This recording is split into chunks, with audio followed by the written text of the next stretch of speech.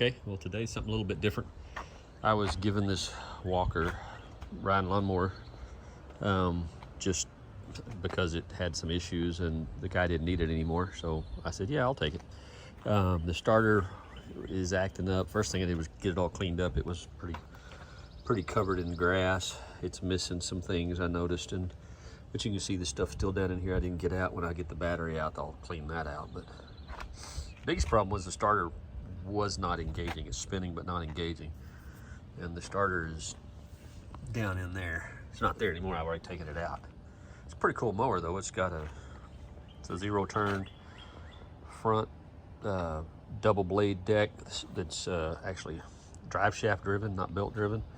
Comes back through here. It's got the two transmissions, and it's got this blower thing that actually bags it. This feeds it through this chute, comes to here, comes up through there and into this big plastic hopper. And I did get it mowing, and I mowed pretty much my whole place, and then I turned it off and it wouldn't restart. So I've got about 2 acres that I mow, and it literally did a great job, but then it wouldn't start again. So this is where I'm at.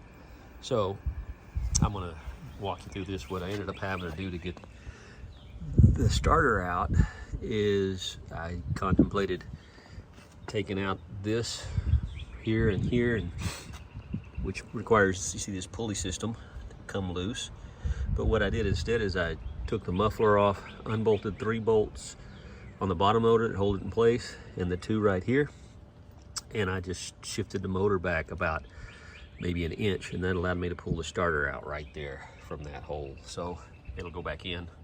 Not a lot of room. It's all packed in there, and it's all in a pretty serious frame system. So anyway, I'll let you know how that goes when I put it back together. I'm going to attempt to show you what's going on with this starter. Got it wired in here, clamped in the vise, and if I just touch it, this is where the hot wire would go. But make contact with it, see it just spins. The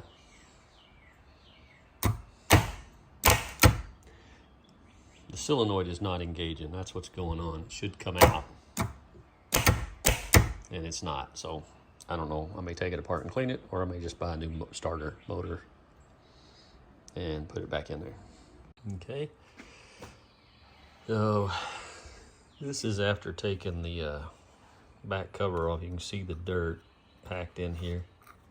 This is probably why it's not working. So anyway, mowers are kind of nasty. They work in a really bleak environment. I'm going to take this all apart and clean it up, and hopefully that works. This sand came out of this housing. I'll clean it up some more, but yeah, not great. This is the solenoid. I think it's actually working. This is the little arm that engages everything that should drive this forward, and it's kind of stuck. So I'll clean that up, make sure it slides just fine, because it's not doing well. But the biggest problem is right here. That's why it's not working. It gets stuck in the dirt. So I'm gonna get all that cleaned up, grease it all up, put it back in. I'll bet you it works fine. Got it all rebuilt and oiled up, and everything works great. It spins when engaged. It's fine, and the actuator actually makes it actuate. The solenoid works, so should be good now. Now to put it back in. Nice overcast day here in Houston, so it's cool outside. Bad news is it rains. So it rained all over my tools and all over the lawnmower, but I guess that's okay. I'll clean them up. What I'm gonna do now is I'm gonna take that starter and I'm gonna stick it down in that hole. It's still a tight fit even with the engine being loose and moved back, but starter's gonna go in. It's kind of hard. I'm not gonna be able to do this, film it and do it, but it'll drop in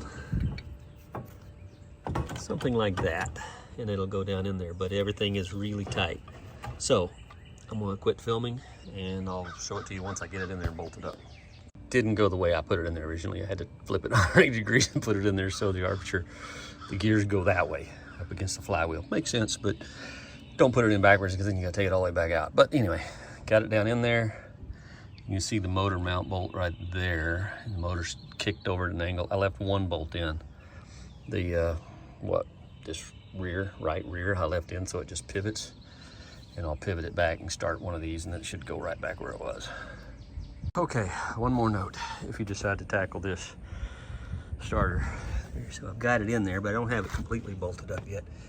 If you look right down through there, you don't have a lot of room. That's about it. And something I learned is you have to start the bottom bolt in the starter before you get the top one started. So make sure the bottom one's actually in the hole on the starter, not in the block, before you start the top one, because you can't get it in. There's just not enough room. Whoever designed this, whoever engineered this should just be shot to have something that's supposed to be a serviceable item stuck in a frame like that. And you can see there's just not a lot of room. That pulley barely misses it. It's just crazy. They could have moved that engine back an inch. Had a couple of longer belts on this side fabricated or purchased, I don't know which, and everything else would have worked just like it sits. But anyway, well, the guys that work on these things must be worth their weight in gold. Okay, got the starter in there, got the bolts tightened up, got it wired up, and now I moved the motor back to the front, and I've aligned these bottom mounts. Again, I left that one far over there. I left it in so it was easier to line up. Just put those 3 in, and now I'm going to put these 2 in this mount on, and should all line up. Then I'll put the muffler back on. Got to attach back all this. Man, there's belts everywhere. There's tensioners, belts. They go every which way on this thing. But anyway, getting there. Okay, it's all bolted down. Got this belt back on and the tensioner spring on. That drives off the crank, and it drives the 2 transmissions, right? Then I also got this belt way down in here back on, and its tensioner is right here, which is just in front of the starter. You can kind of see now what you're working with. But one thing I wanted to note is, before you bolt up this starter bolt, put that back on before you put the wires on, because it right there is where it connects, and it's very hard to get to with those wires in the way. So with that, I'm going to pull these rags, put the muffler back on, put the heat shield back on, laying right there, and then we should be, put the battery back up. This baby ought to crank right up. Had to find didn't have this bolt. It was not there when I took it apart. So that's a good old SAE bolt, because America, baby. Yep, the one American bolt on the whole metric thing. One question I had is, I've got put it down in the comments or whatever. Let me know what you think. This one blue wire, it's just not hooked anything. So if anybody knows what that one blue wire is for, I'd sure like to know. I honestly don't see anything that it could go to. Can't think of anything that it would go to. So anyway, let me know what you think. I'm gonna tape it up. It runs without it. I didn't take it loose. So anyway. Okay, there it is all back together. We'll test it and see if it works.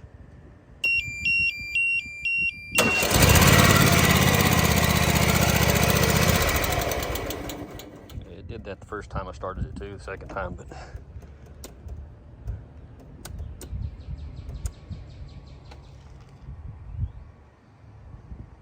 now let's see what's going on.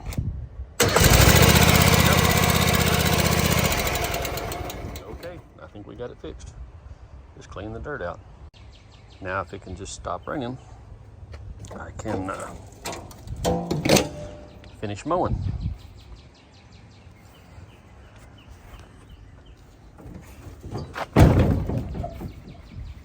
Yeah, pretty neat machine.